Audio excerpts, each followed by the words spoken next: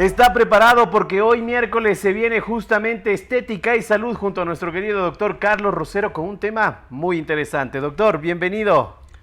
Muchísimas gracias, muchísimas gracias. Estoy muy contento de poder compartir nuevamente un tema muy interesante y que la gente sabe poco y le tiene mucho miedo realmente Por a este supuesto. tema, ¿no? Otoplastias, ¿no? Así es. ¿De así qué es. se trata la otoplastia, doctor? Mira, esta es una cirugía que se la puede aplicar en diferentes edades, desde niños, cuando hay lesiones o malformaciones u orejas prominentes, o por ejemplo, esto sucede mucho en mujeres cuando utilizan pendientes o aretes muy pesados, entonces el lóbulo se tiende a alargar. Ok. Ahí es donde nosotros procedemos a reconstruir en esta porción, ¿no? Es muy Ahora, ¿la sencillo. otoplastia es toda la oreja en general como tal o tenemos ciertos puntos o parámetros de la oreja para hacer la cirugía? Bueno, en realidad sí, otoplastia viene de la palabra de otos, que es oído. Entonces, justamente modificamos toda la porción, incluso de la forma, de la posición, del lóbulo, y lo modificamos, ¿no? Y lo más común justamente son las orejas un poco abiertas, ¿no? Lo que llamaríamos, entre comillas, orejas de Dumbo. Vamos a ver nosotros en pantalla una imagen y doctor, quiero que me ayude describiéndonos cómo es el procedimiento como tal. Mira, este es un procedimiento bastante sencillo. Utilizamos una anestesia local. En el caso de niños podemos hacerlo incluso con sedación, como para que estén relajados y cosas por el estilo. Realizamos un pequeño corte en la parte posterior de la oreja, ¿sí? Ok. Y realizamos una pequeña incisión. Esto se hace con anestesia local, nos toma 15 a 20 minutos por lado. Ah, ok. Y se retira ese excedente de tejido del cartílago y se procede a unir la piel. Esto prácticamente no molesta, la recuperación es muy rápida. Vamos a utilizar una banda, una cinta como para sostener en la cuestión de inflamación, un poco de hielo, analgésicos, desinflamatorios, y el resultado es bastante rápido. Esa es como la técnica quirúrgica. Es bastante sencilla, no es difícil. Siempre se lo hace por la parte externa, el tema de que estábamos viendo justamente en pantalla, el tema de coserlos, la recuperación como tal, la cicatriz va a quedar de manera externa o también hay algún método o algún procedimiento que se lo hace de manera interna en las orejas. Mira, las orejas es como un mundo. Esto realmente tenemos que personalizar el tratamiento que el paciente requiera.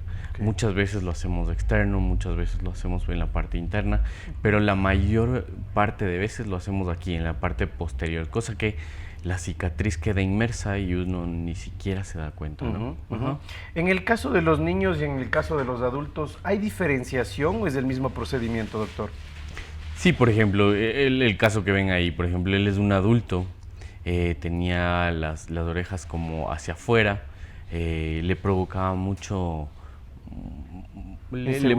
inseguridad, le molestaba mucho en la escuela, en el colegio. Entonces, él creció con eso. Entonces, podemos evitar eso, tratar a niños tranquilamente y evitar todo este proceso, ¿no? Ahora, existen enfermedades, llamémoslo así, que, perdón, que hay momentos donde la oreja como tal deja de crecer, deja su crecimiento normal, llamémoslo así, y se estanca, se atrofia. ¿Qué sucede en esos casos? ¿Se debe realizar ya en un periodo ya de adultez, llamémoslo así, después de pasar el desarrollo, algún tipo de cirugía, algún tipo de operación, doctor? Sí, por supuesto. Mira, ahí viene la especialidad de la parte reconstructiva, ¿no?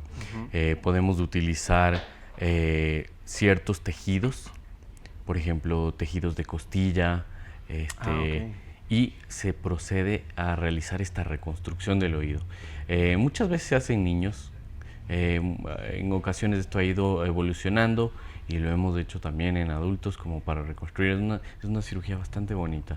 Esto se va a evitar una malformación que se llama microtia, como este pequeñito. Entonces queda bien, muy bonito. Nosotros estamos viendo gráficas y por supuesto imágenes de unas personas, llamémoslo entre comillas normales, que quieren justamente por el lado estético, pero ¿qué sucede en la parte médica, doctor? Donde nosotros requerimos justamente de lo que estamos hablando, del tema de un implante, o por temas de salud necesitemos acoplarlos a cada una de nuestras orejas según el caso determinado. ¿Cómo trabajar en ellos? Un claro ejemplo es, por ejemplo, si alguna persona sufrió algún inconveniente con juegos pirotécnicos dentro de su oreja o en la parte externa. ¿Cómo se realiza ahí la reconstrucción con ellos? Bueno, este es un tema un poquito más complejo. Por ejemplo, en personas que realizan peleas, boxeo, cosas por el estilo, los traumas pueden generar un llamado que se llama oreja en coliflor.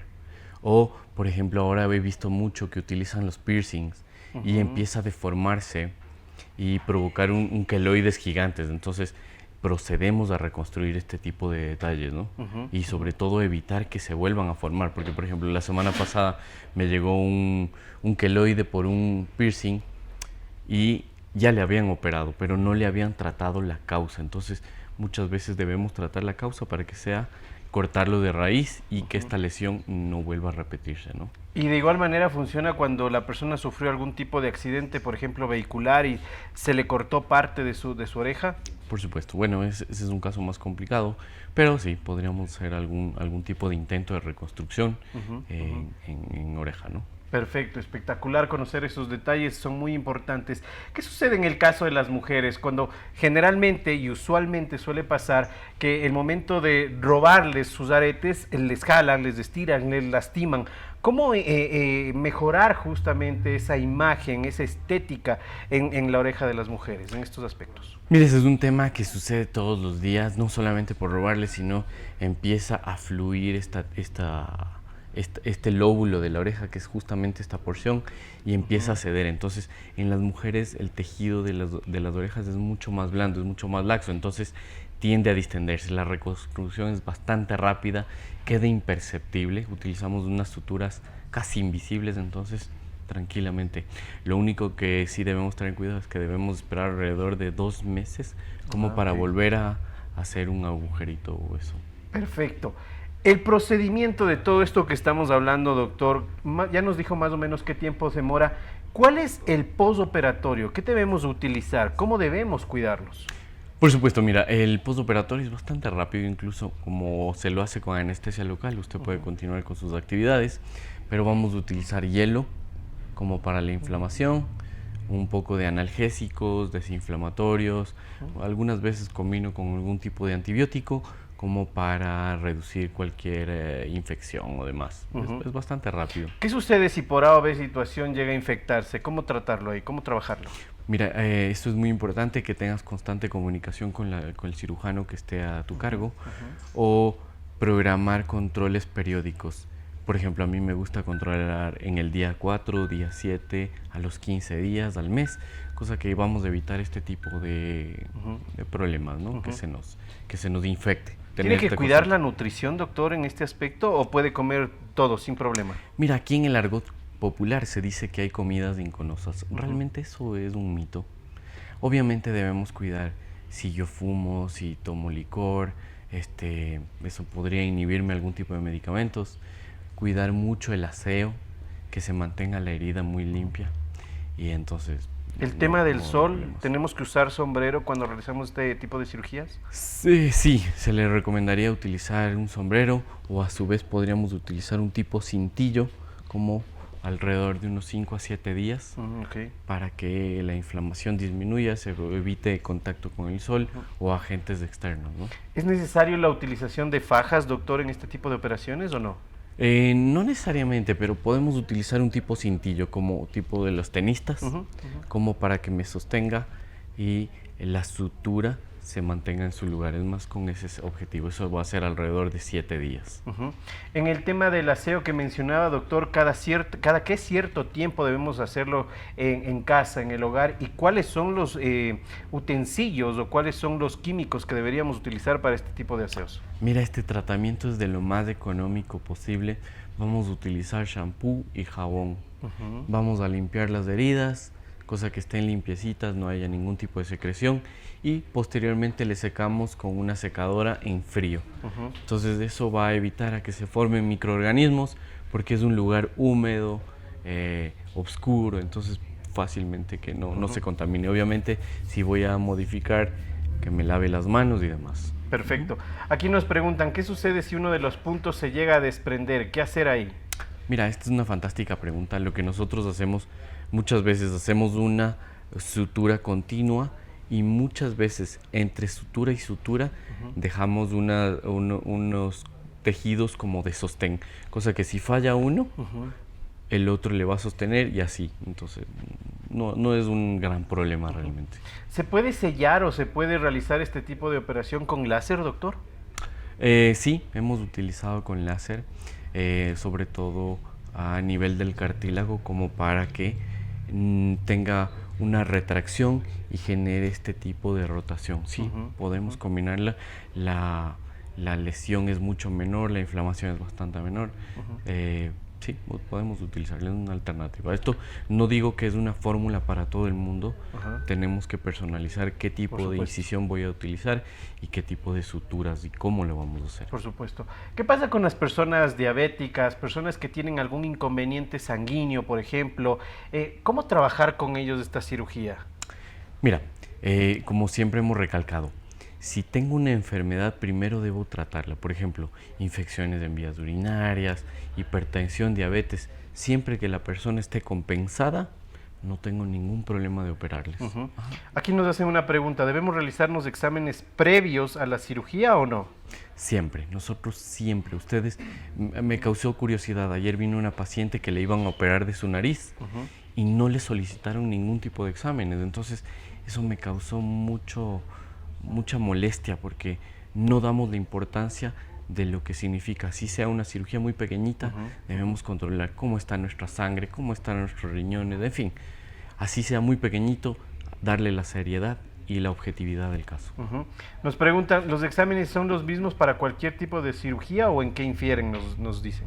No, voy a clasificar según el tipo de cirugía.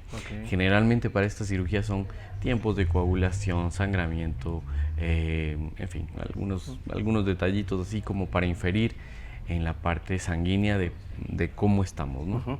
Con toda la información que nos ha dado, doctor, ¿cuál es el momento indicado? ¿Cómo nosotros deberíamos analizar que somos aptos para este tipo de cirugías? Y claro, definitivamente eran las manos expertas, ¿no? Sí, por supuesto. Mira, bueno, el primer diagnóstico va a ser frente a tu espejo. Cómo yo me estoy sintiendo con respecto a mis orejas. Recuerden que las orejas y la nariz nunca dejan de crecer. Entonces, por eso vemos que los abuelitos, en fin, las narices grandes, las orejas grandes. ¿Qué otra cosa?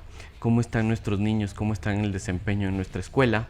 A ver, ¿cómo se están desarrollando? Si es que hay bullying, ¿cómo tú le ves? Porque tú le puedes ver muy lindo, pero obviamente con este tipo de afecciones, entonces tratarlos. Por supuesto. Otra cosa, acudir al profesional. Tranquilamente podemos hacer un diagnóstico y les podemos determinar y ver si es que realmente necesita o puede ser objetividad del crecimiento. Perfecto. Nos preguntan el precio de la cirugía, pero bueno, depende de muchos factores, ¿no? Sin duda alguna. ¿Cómo está, doctor, en redes sociales para que la gente realice esas consultas y, por supuesto, vea cada uno de los procedimientos? Por supuesto, nos pueden ubicar en cualquier red social, como en TikTok, en Instagram, en Facebook, o también nos pueden buscar por Google y escribirnos, llamarnos. La consulta incluso la podemos hacer virtual, no hay ningún problema, no tiene costo, así que les esperamos. Perfecto, doctor Carlos Rosero, Rosero con doble S, así lo encuentra usted en redes sociales. Estará el próximo día miércoles con más de su segmento Estética y Salud. Nosotros regresamos después de la pausa con más invitados.